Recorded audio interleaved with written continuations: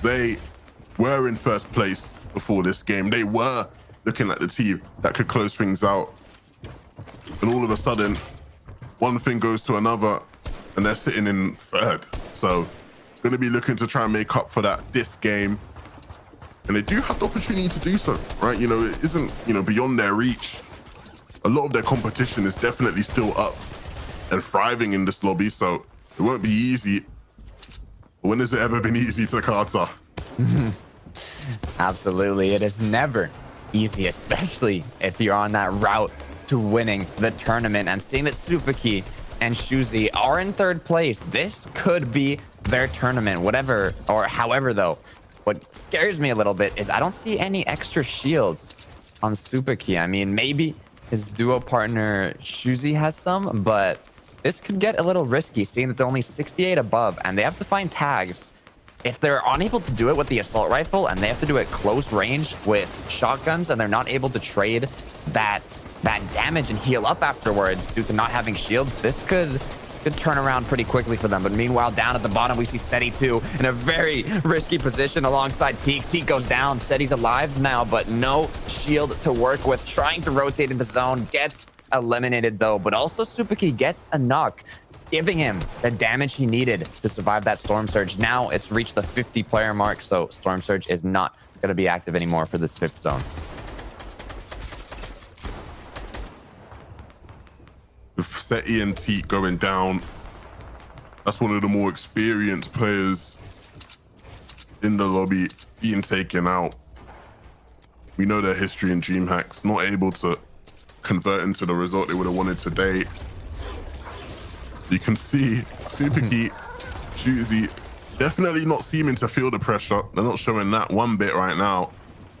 And if they can sort of come through and maybe snatch this one away, what a story that would be for them. They did get the zone 11. This could be a good game. However, I'm still not sure how I feel about the loop. But I mean, meanwhile, look at this. Thomas, HD, and Tayson making the rotate here with the Peppers. Be careful, though, because they do have eyes on them.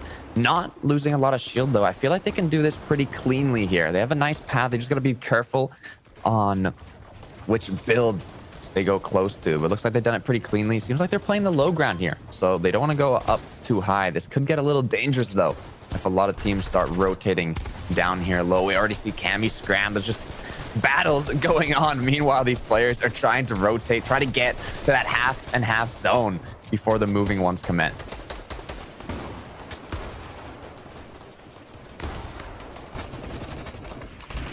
You can see, you know, we're in the sort of dying moments of the tournament. Things are sort of going to be coming to a close rather soon, but there are still large stakes up for grabs.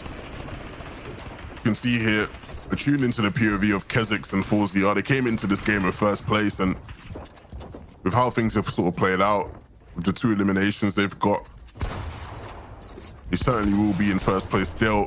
And looking to add to that tally, picking up Pink and 7 Josh hasn't been necessarily the best day for them. And so now Kezix will carry Pink to safety, secure the elimination, and those mats will go a long way in helping them traverse through this first moving zone and helping them to seal the deal and keep first place for themselves. I mean, this could be it, Levin. That elimination that they just got before first moving is just the place you want to get it. You get those mats, you have enough now to rotate freely through maybe even 1, 2, close to 3 moving zones with that refresh, depending on how they play it. But now, are they able to hold that lead? Eliminations are rewarded so heavily in this format, 6 points per elimination, and they're doing a great job of getting those. But look at the high ground, Levin. Tayson on the high ground right now, tarpeting it. How will they be able to hold it, though? That is the question. Getting knocked down. This is getting a little risky, using a bit of mats here, and it seems that other players want that high ground. The typical sort of pepper height take you'd expect to see from a team like Tayson and Thomas. But the question is 4zr and Kezix going to be able to stay up just long enough to be able to deny Tayson and Thomas the opportunity to win this one out. 4zr has actually gone down incredibly low, and Kezix is out of the game completely, so it's going to be up to 4zr once again to clutch up. This is actually huge. If 4zr isn't able to stay alive for much longer, then this is definitely Tayson and Thomas's for the taking. You can see 4zr struggling. There's a player in his box. He's got to be careful. He's running up behind Quinton, but he's got to be careful the person running up behind him. He's in Quinton's box now. He hits the crucial shots. He gets the knock. The finish is going to be huge. 4zr is able to stay alive for just that bit longer. The floppers will keep him in it as well. I can't believe he's actually got that elimination to card. This is massive. That was absolutely huge, Levin. Look at his materials as well. He has almost 1,000 materials to work with here. 4zr has to do it, though, because the opposing duos on high ground, Tayson and Thomas, they're the #2 team. But no, 4zr goes down. I wasn't able to see how many points he had, but now it's the second place team. They're battling it out to see if they can come out on top, get the victory royale, and pass Kezix and 4zr in points if they're able to win this game. So they have to get the victory royale. 11 applying pressure from above, trying to secure eliminations. They're rewarded so heavily in this format, but Zone pulls back. Now these players are gonna have to figure out how they're gonna rotate this. Meanwhile, just Tayson and Thomas applying so much pressure. 11, this could be their game. 4zr went down with 355 points to Carter, and so from up above, Tayson and Thomas will need to close that gap with a couple eliminations. You can see them continuing to apply pressure. You can see all the players falling towards the front side of the low ground. Miro down below on very low HP. So many people in shambles here, and with 329 points, they're looking to continue to close that gap. The winners from last game, Heretics, Nako, he's still in this one.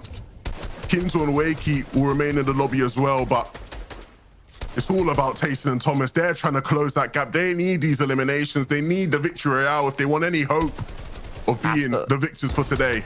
Absolutely, Levin. I mean, they need those eliminations, just like you said. Just the victory royale is not enough to take first place. They have to get some eliminations here. They have to drop down, look for some angles, because if they're unable to get that, I don't know if it's going to be enough points to pass 4zr, who has 355 right now, currently in the first place. They're going to have to make something happen here. Now, 2 teams alive, 4 players. We're in a 2v2 situation, the classic high ground versus low ground. It's all up to who is going to be able to get this victory royale. Can we do some quick maths, Levin? Is this enough? If they win this, will they win the tournament?